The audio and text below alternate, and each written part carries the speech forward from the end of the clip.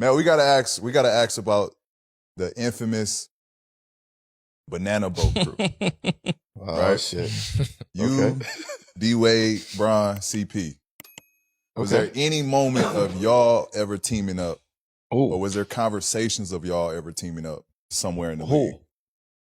Between y'all Banana? Us four? Yeah, y'all four. Before the Big Three, the Miami Big Three, Mm-hmm.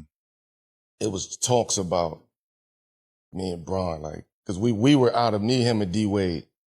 Like, it was me and him close, and D-Wade was kind of like, and then it was like me and D-Wade close, and then Bron and D-Wade was close, but we never was like all three, locked in until we started going and getting old, you know what I mean? And then we had like experiences, played on the, world championship team, and I think that's when it kind of really started to like blossom. And I think it was because we lost together.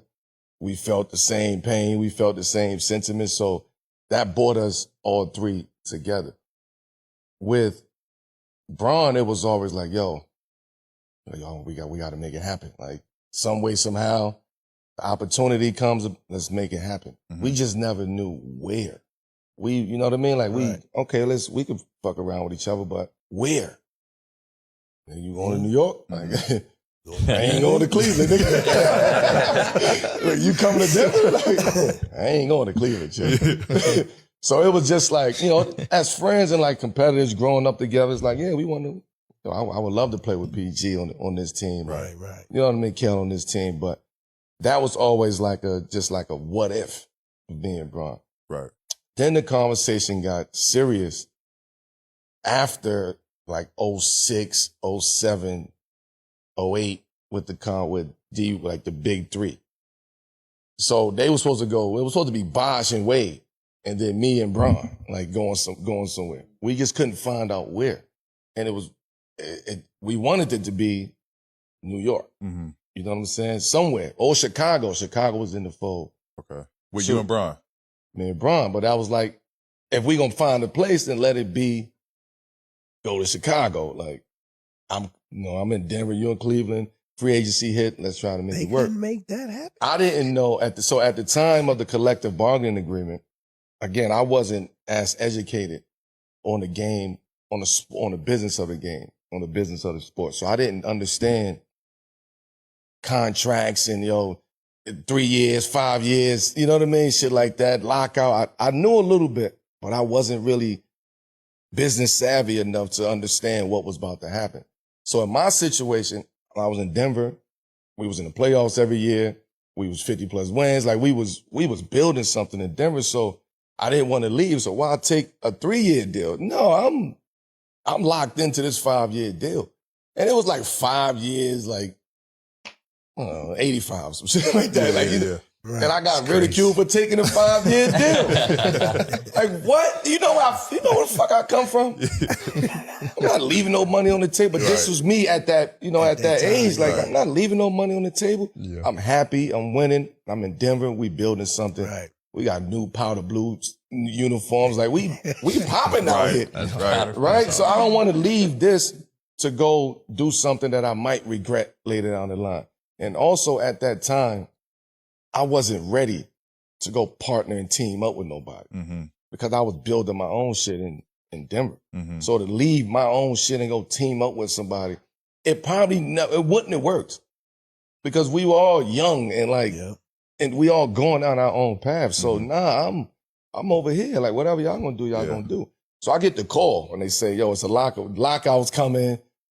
Yo, we taking a 3-year deal. Right? So let me think about that. Hit y'all back, man. Hit y'all back. Call my agent at the time, which was, I think I was with Bill Duffy at the time and Calvin Andrews. And I'm like, 3-year deal.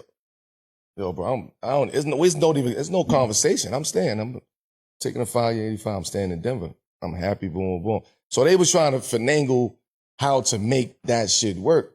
And then it was like, I think one of them had to take like 16 and the other one 17 and the other one like, you know what I mean? Like all of them had to really sacrifice, which I take my hat off to them for doing that because that's hard as shit to leave at that point in time in your career, young like that with we all was at the top of the game. Right. And just say fuck all of that and come together, like nobody was thinking about that. So when they did it, it just made everybody like, oh shit, Melo, you could have been the fourth one. Now, and I'm gonna keep it a buck. Imagine me at 23 years old, 24 years old, being the fourth option on the team when I'm leading my team every single year. Like I'm finding my way in this league. Right. And you want me to leave that and go be a fourth option. Yeah. I don't know mentally how I was going to be ready for that. Exactly. It ain't got nothing to do with money. Right. Mentally, I don't know how I was going to do that. I'd have had a different role. I'd have had to figure out my role on that team. These are alphas that we all coming together. Like Bron is an alpha. Exactly. D Wade is an alpha. Crazy. Everybody might give Chris Bosh enough credit. Mm-hmm. Chris Bosh was ridiculous in Toronto. Right. So for them three to go, I'm like, man, hell no. Like I can't be that 4-5. Hell no. Mm-hmm. So I'm cool. I'm out here in Denver. So the conversations always was like, that was always a what if to Miami, but people don't look at it like that. It's just, oh, Melo was selfish. So he took 5 years. He took the money and he could have had 3 rings. And man, all that shit a lot of times don't be worth it. Right. So they ain't gonna tell you that. Yeah. I'm gonna tell you, a lot of times that shit don't be worth it. They made it worth it because they figured it out. They worked it out. They won consistently. They created something down there. Who knows if that would have been the same case if I would have went down there. We look at the Lakers in 2003. They assembled Shaq, Kobe, Gary Payton, Karl Malone, and then they had a bench that was nice. Didn't do nothing. Come on, that shit don't always work like that. Let me ask this though, in hindsight, because obviously you went to the East when Bron went to Miami. Yeah. And you see the success that they having. Yeah. Like initially, are you like, damn, I could have been a part of that, or I should be a part of that? Or was you still happy? I never did that to myself. I would never ever do that to myself. Look at that and be like, damn, I could have. Not from a jealousy standpoint. Yeah, no, just even as a competitive standpoint, damn, I could have been down to this. I can't do that because I knew I was intentional when I got to New York on what I wanted to do. I knew they was down there. Okay, if I could come to New York and we can make this work, we gonna compete against them. Yeah. Right. You know what I'm saying? Like we gonna give them a run, and let's see what happens. Yeah. Let's build something. Like let's start to build in New York to go. We know that at the end of the day, these next couple of years, we gotta. Yeah, that's what we gotta. That's what we want to meet up there with them. Mm-hmm. But it seems like nobody had that plan. Right? Like I was the only one had the mindset of looking at it like that. But I'm like, I'm taking the darts for being selfish, no defense, bad coach, not coachable, ran my way out of Denver, got to New York.